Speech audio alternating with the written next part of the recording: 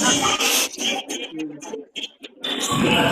the name of the Father, the Son, and the Holy Spirit. Amen. Come, Holy Spirit, to the heart of your faithful and enkindle in them the fire of your divine love. Send forth your Spirit, and they shall be created, and you shall renew the face of the earth. O God, who by the light of the Holy Spirit did instruct the hearts of the faithful, grant us by the same Holy Spirit to release what is right and just, always to rejoice in his consolation. Through Christ our Lord. Amen. Amen. Amen.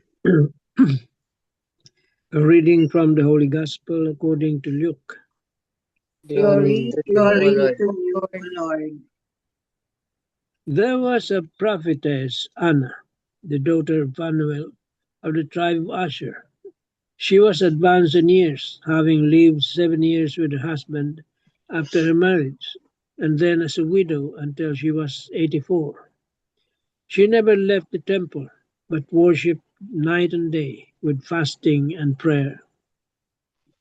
And coming forward at that very time, she gave thanks to God and spoke about the child to all who were awaiting the redemption of Jerusalem. When they had fulfilled all the prescriptions of the law of the Lord, they returned to Galilee, to their own town of Nazareth. The child grew and became strong, filled with wisdom, and the favor of God was upon him. The Gospel of the Lord. Praise to you, Praise Lord to you, Jesus Lord Jesus Christ. Christ. Yes, on verse for today's gospel, number 1. Anna answered God's call to follow him by serving him with fidelity. Her constant prayers and fastings help her stay connected with God. Number 2. Her holiness allowed her to have a keen awareness of God's presence. Hence, inspired by the Holy Spirit, she was able to foretell Jesus' mission on earth. Number 3. Anna's simplicity, prayerfulness, and reverence drew others to God. Do you too have such qualities? Speak to the Lord from your heart about how you use your God given qualities for Him and for His people. Amen. Amen. Amen. Thank you, Tita Lien. Tito Mans, may we have your reflection? Okay. Marino. What should we do to grow in wisdom about God? We grow in wisdom when we intentionally invest our time with God. Time spent with Him is not wasted time, it is sacred time. It is in His presence that our hearts are shaped, our minds are enlightened, and our lives are transformed. The prophetess Anna teaches us this truth. At 84 years old, she could have chosen a quiet and comfortable life. She could have stayed at home, taken things easy, and lived according to her own pace. Yet she chose something far greater. She invested the remaining years of her life in God. Day after day, she remained in the temple, fasting and praying, dwelling in the presence of the Lord. No wonder she was filled with wisdom about God. Her wisdom flowed from her life rooted in prayer and constant communion with Him. When we look at our own lives, we must ask ourselves, where do we spend most of our time today? Are we consumed by the pleasures, worries, and distractions of this world, giving God only what is left over, if anything remains at all? So often we postpone our commitment to God. We tell ourselves that we will spend more time with Him later, when we are older, when we are retired, when we are already weak and sick, and finally feel our need for Him. But must it come to that? Must we wait until our strength is gone before we turn our hearts fully toward God? Let us not make the mistake of taking God seriously only at the end of our lives. Let us not wait for sickness, loss, or weakness before we learn to pray deeply and trust fully. Instead, let us give God our time now, while we are still young or strong, while our hearts are still able to choose Him freely and joyfully. In the Gospel, Anna was a constant presence in the temple. She worshipped God day and night through fasting and prayer. Her devotion did not begin in old age. It was the fruit of a lifetime of faithfulness. Her closeness to God did not happen by chance. It was nurtured through years of loving attention to Him. How about us? When do we give God our time? The best moment to invest in God is not tomorrow, not next week, and not someday in the future. The best time is now. We do not know what tomorrow may bring, but we know that God is inviting us today to draw near, to listen, and to remain in His presence. Are we willing here and now to give God a real place in our daily lives before comfort fades, before strength weakens, and before time slips quietly away? Amen. Amen. That's Amen. very true, Tito Mans. No? We shouldn't wait for retirement, for time that we might not have anymore, because we really don't know when the Lord will call us. So now is the time to be with Him, spend more time with Him, and according to Father Tito, waste time with the Lord.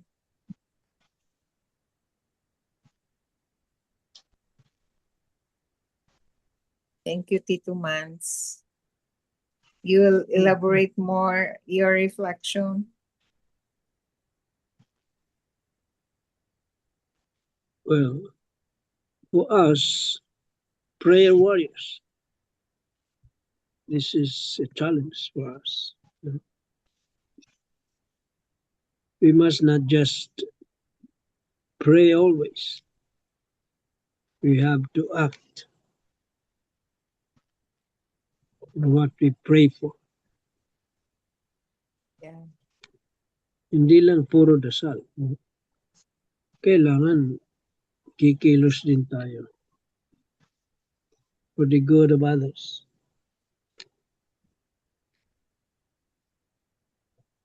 But we said always na faith without action is dead. Yes. So our But faith, our prayer should be coupled with or translated to action also. yes. And that's the example that Anna is showing us. He had good intentions. He prayed and fasted in the temple. She was a widow already. Yeah. Imagine For that. no? For how many years, Tito Mans? Kasi she got widowed for 7 years, then she's 84. So meaning, she was in the temple, praying, fasting, contemplating for 77 years? No, I don't know. because 84 man siya. And then, she got widowed for 7 years. So meaning, After being widowed, she stayed in the temple, Yes. praying, Exodus fasting, 27. contemplating for 77 years. Yes. Kasi 84 months siya, no? 84 minus 7. Yes. Oh, Tama yan, Tita Bel. 77, no? Okay. Imagine. Opo. Widow. 84. Meron bang years na na-mention si Simeon? Wala. Wala, no? There Kasi was si no Simeon din, di mention. ba? He waited and waited to hold Jesus, baby Jesus in his arms when he Until was, hold the Lord. when baby Jesus was Yeah. presented in the temple, no? Mm-mm. Pero walang mention ang number of years ni Simeon kung how many years siya nag-antay na makahold ni baby Jesus sa temple.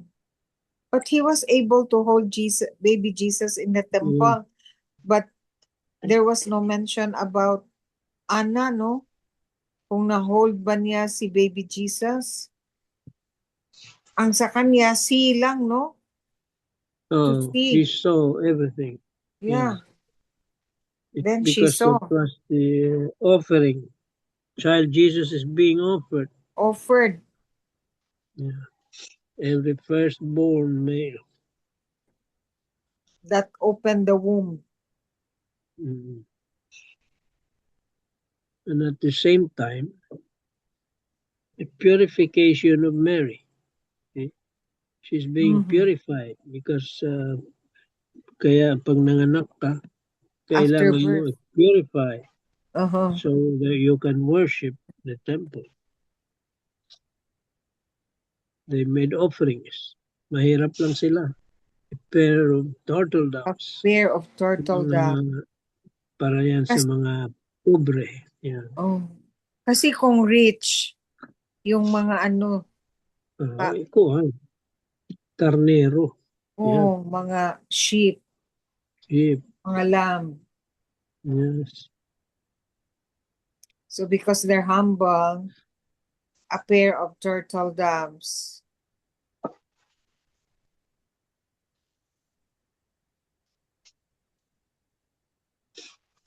Thank you, Tito Manny. Bigger Okay. Tita Grace.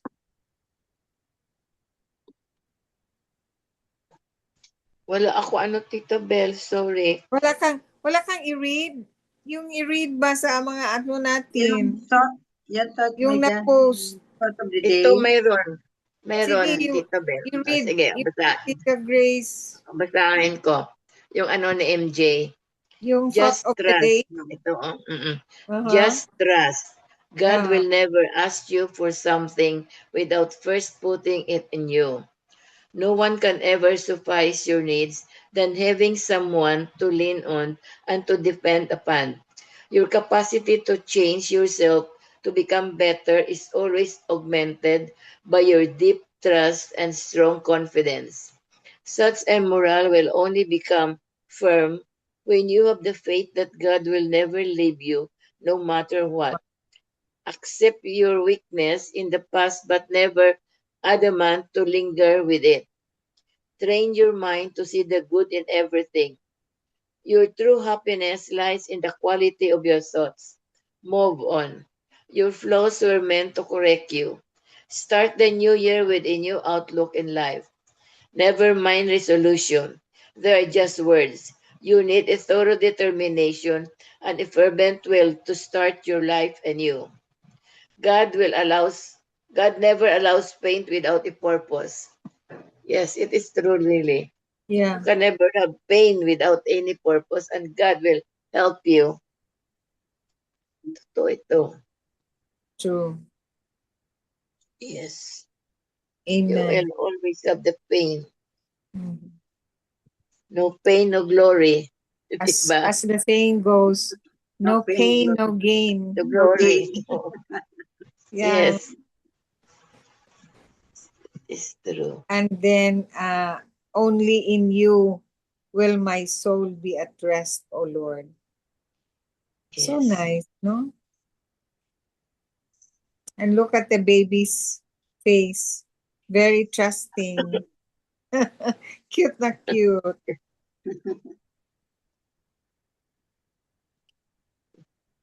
Ito rin, oh, thought of the day. It's so nice also.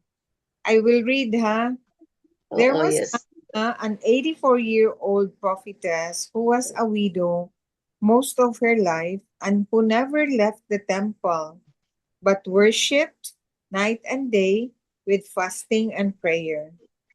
Upon seeing the infant Jesus presented by Joseph and Mary in the temple, Anna came forward and gave thanks to God and spoke about the child to all who were awaiting the redemption of Jerusalem. Anna was devoted and committed to God as she prayed and fasted every day. Imagine, no? Every day she prayed and fasted. Fasting. Her patience, persistence, and perseverance in awaiting the arrival of the Messiah was rewarded by her seeing and recognizing him in the twilight of her life. She epitomized our need to never give up on praying and pleading for our heart's desires, which God may grant if it is for our good. Diba, yan ang qualifier ng ng pagkinig ng prayer natin sa Lord, if it's good for our soul and if it's His will. Through Anna, who was a widow, that Jewish society then deemed of low social status, God teaches that His goodness and benevolence is for everyone irrespective of age, affluence, social position, rank, or past. Pray and fast is expressive of our faithfulness and fidelity to God as we give ourselves, our focus, our hearts, and our minds to Him. We learn from Anna that in due time we will sense God's presence when we fervently and regularly pray. Then, like her, let us speak of God as we share His love and goodness with others. From Ricky Castro. Castro. Castro. Castro. Yeah, Ricky it's really Castro. true. Imagine Anna every day of her life goes to the temple, prays and fasts. Contemplating praise. Grabe talaga ang kanyang fidelity and perseverance.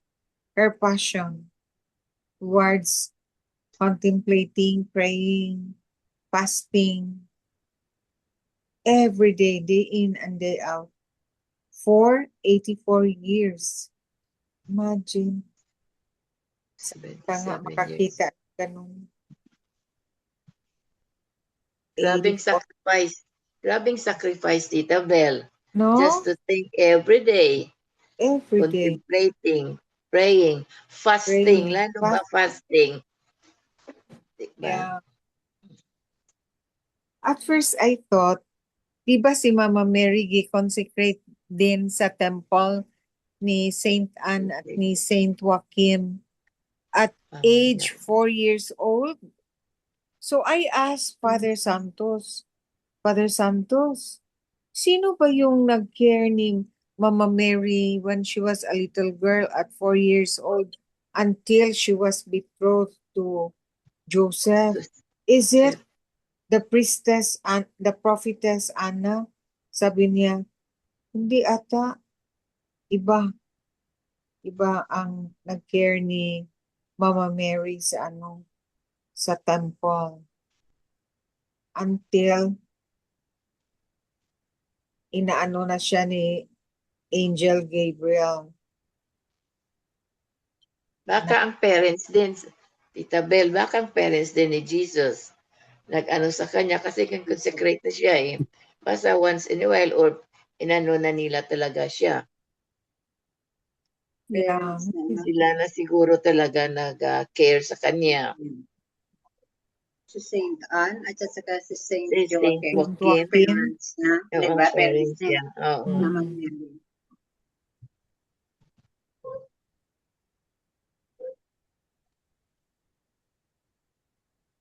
Yeah.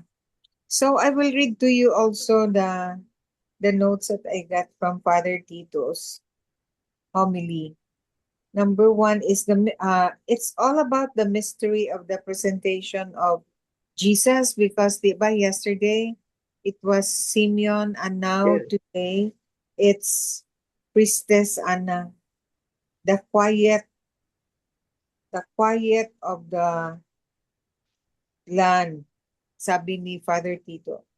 They are the active, non-violent people, and Anna is the epitome of hope, because her perpetual fidelity was manifested as a contemplative uh, prophetess. No, she fasted, she prayed. She's really a spiritual disciple, and she worships and prays talaga sa temple day in and day out. That's her devotion and fidelity on a very spiritual way. The number two, she's the epitome of hope, constantly waiting for the arrival of Jesus. And she waited for 84 years, no? Worshipping, praying, contemplating in the temple. How can you, that's hope to the max, no? Her spiritual virtues talaga, hindi ma-surpass as we come and realize how great she is, no? Number three, Anna Hope prayed and fasted as a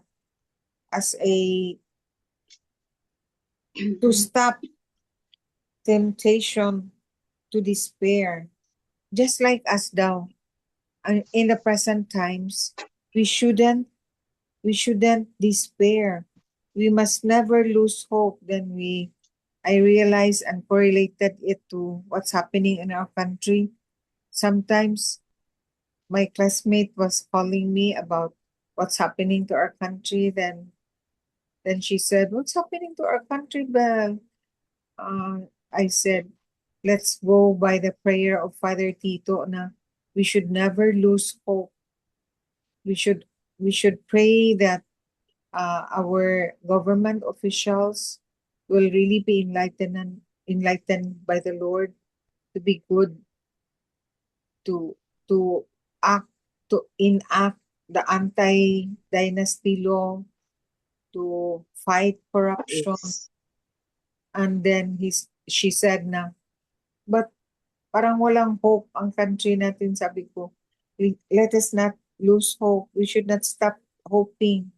We should be positive, because if we despair, the evil spirit will come in to the picture and dissuade our hoping for a better future, for a better officials, for a better country, because the Lord will not give up on us.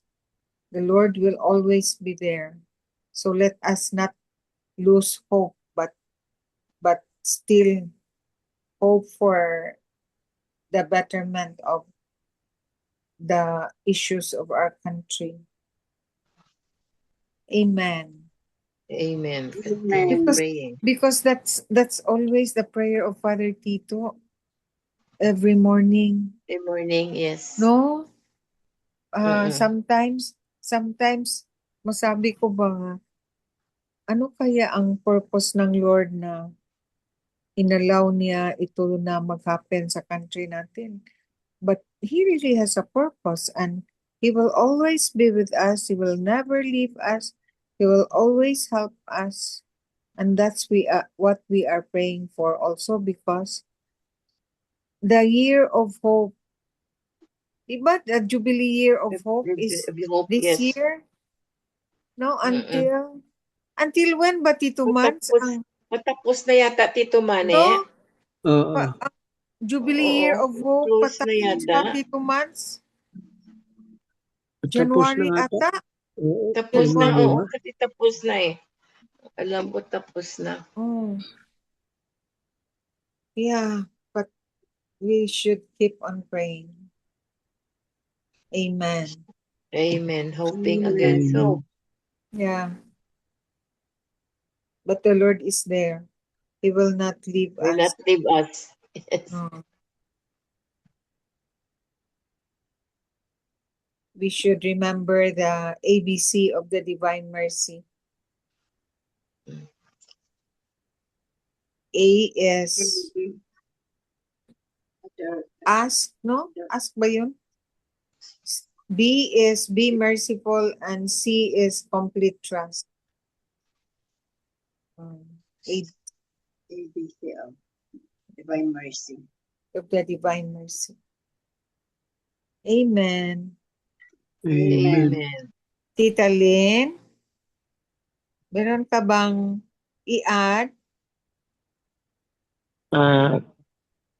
At the moment, Sister Bel, sorry ha, parang groggy pa talaga ako. Sige, it's okay. Okay. Actually, nakatulog pa nga ako ngayon. It's okay. Nakaupo. Oh, Guidance of Pastor Lynn. your Each closing time. words of wisdom, Tito Mans.